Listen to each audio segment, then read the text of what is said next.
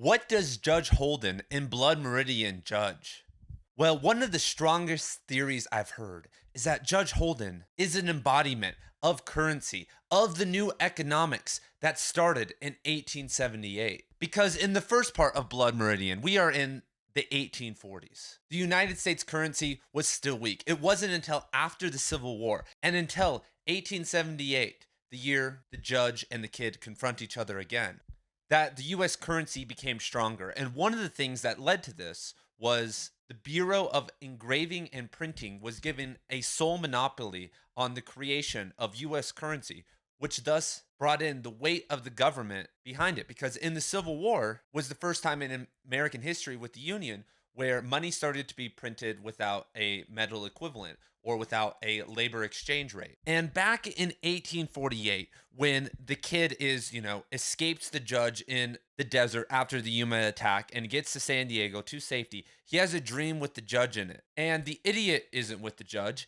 Instead, it's who? A cold forager, someone who is making coin. And this is the description of the passage, and it's wild. In my opinion, this is one of the most important pieces to understanding what Judge Holden represents. Quote, "The judge enshadowed him where he worked at his trade, but he was a cold forager who worked with hammer and die, perhaps under some indictment and exile from men's fires, hammering out like his own conjectural dynasty all through the night of his becoming some coinage for a dawn that would not be. It is this false moneyer with his gravers and burins who seeks favor with the judge, and he's at contriving from cold slag brute in the crucible a face that will pass, an image that will render this residual species current in the markets where men barter. Of this is the judge. Judge and the night does not end." And I was inspired to do this presentation because of John Mark Robinson's paper, The Authority of Currency, and Cormac McCarthy's Blood Meridian.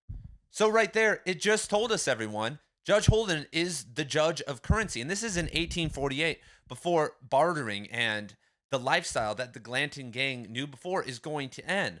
But that doesn't mean the end of violence, because there was this idea that once you establish a currency, that it's going to create a better world, a less violent world. There'll be less people having to barter. Currency will be able to be exchanged all around the world. It's this insane idea. But with the advent of currency comes the loss of, first of all, before even bartering, the system of trust, communal engagement. Bartering is for a system, or excuse me, is for groups of people who necessarily can't get along. But in very tight-knit communities, obviously nomadic people, indigenous people of North America, even, church-oriented groups, most of the time, if someone needed something, they would have a ton of people ready to give to them because they had been giving when other people had been in need the entire time. And because the modern conception of money that we're about to talk about now hadn't infected people, there was a limit to wealth. There was a limit to currency. But the advent of currency also creates the Industrial Revolution, the Rockefellers, the Carnegies, the billionaires of today that have an uncapped wealth potential.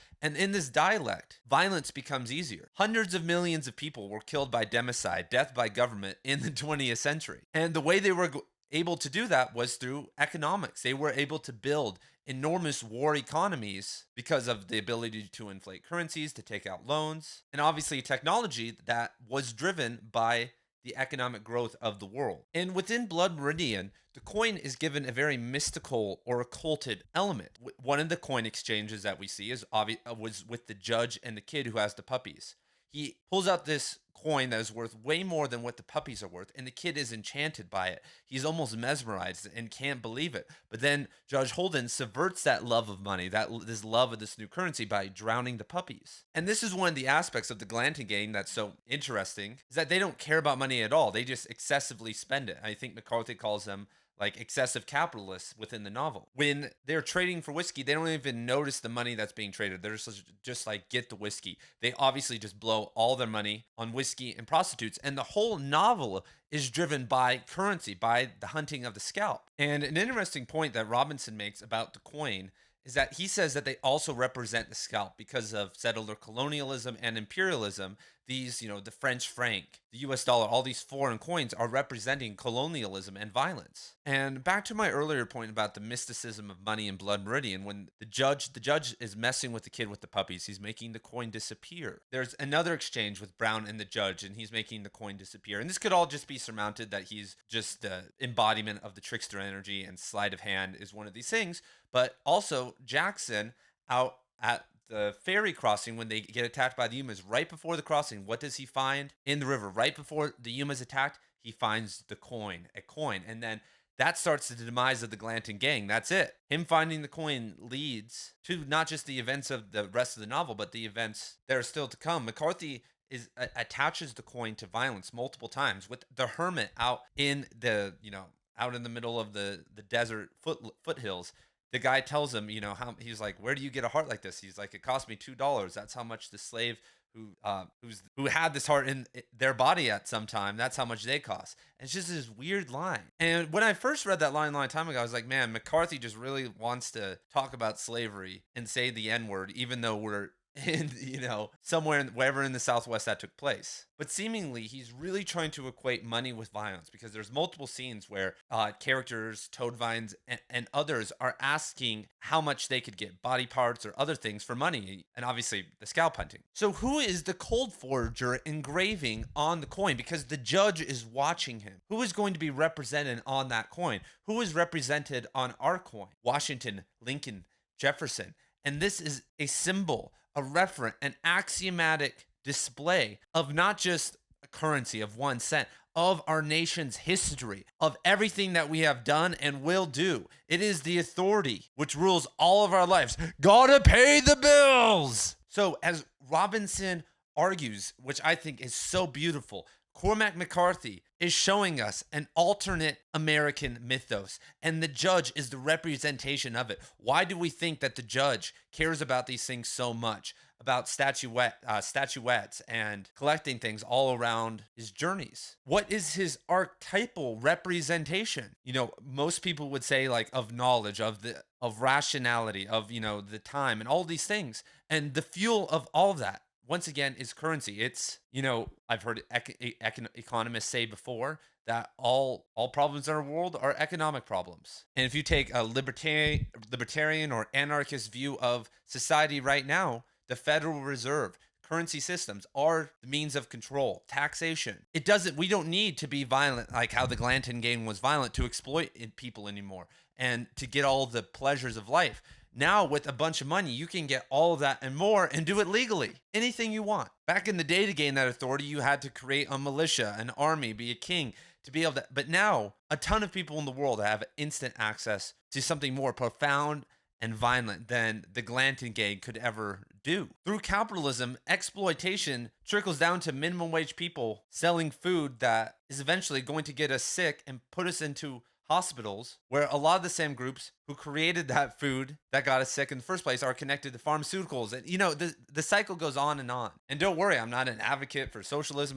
This is just one of the harsh, dark realities of capital. And the path out of this reality is seeming dimmer and dimmer. Now, with digitized money, us moving away from paper money, the control system can only grow larger. Everyone tried to, Bitcoin, Ethereum, to escape the system, but why did those not work? Well, it was because we were too greedy. Once again, we projected our weakness onto cryptocurrency during maybe the only era where it was unregulated, and our weakness was that we just wanted to use it to make money. People didn't care about the utility or what it could do for humanity, and breaking free of all this violence of the judge. No one cared about that. What did everyone? I'm going to get rich. Buy Ethereum right now. $4,000. Yada yada yada. And then once it crashed and everyone lost their money, now everyone is never going to touch that again. And because so many people are so mad that they lost money, and there's FTX and all these things going on, now it's just going to be regulated to hell, and we'll never be able to make that ascension and be competitive against all the digital currencies that are very similar to cryptocurrencies that all the governments are going to create and mandate. So our opportunities to be able to live in a world or make money in a world where we don't have to engage with the violent societies that we live in is coming to a close. All of us are forced to be complicit in the violence that our coin, our mythos, still creates in the world. And that goes for everyone else in their country out in the world, whether that's domestic problems or international problems. And I would say the judge's mission worked, because I'm sure, as you know, so many people care about money more than anything.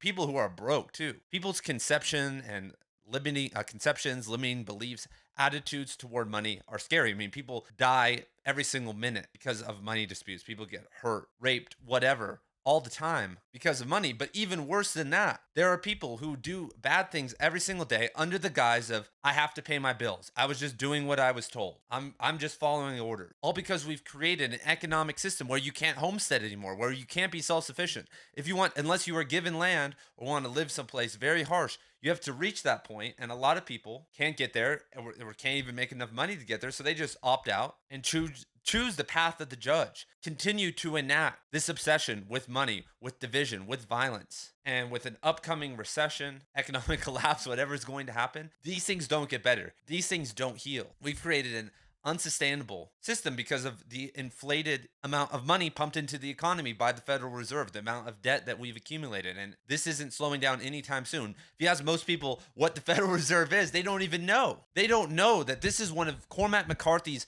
passions. Cormac McCarthy in The Orchard Keeper makes a passionate plea, almost like an environmentalist, and shows how money ruined Knoxville, how money ripped people off lands that they had been on for hundreds of years for government projects. The Tennessee Valley Authority, Great Smoky Mountains National Park, atomic plants, other forms of economic incursion, railroads, all the typical things. They ruined that area, in Cormac McCarthy's opinion. And this means a lot to him because of his father, who was the attorney that was an attorney of one of the big attorneys at the Tennessee Valley Authority that was enacting all this. Cormac McCarthy, throughout his life, rejected money, doesn't really care about money. He is much like the Glanton gang. He just throws it away. He doesn't care that much about money because 2 of his marriages failed because of it, and he waited until he was 60 years old to really start making any money. And I know that's not his choice, but as I talked about in my last video, I think that he did pull some punches with All the Pretty Horses to make it a little bit easier. Not with all of his other books, but I really think with that one. Maybe The Counselor also. So what are your guys' thoughts on this interpretation? What do you guys think the economic reality of Blood Meridian, of Cormac McCarthy's work is? I'd really like to get some thoughts from you guys. I read every single comment. I reply to every single comment eventually. Some of you guys write essays, and then I want to write essays and back. And thank you for supporting this Cormac McCarthy trajectory that we're going on. I'm kind of hyper-focusing on Blood Meridian for a while, but then we're obviously going to open back up. Give the video a like, subscribe to the channel, and I'll see you guys later. Peace.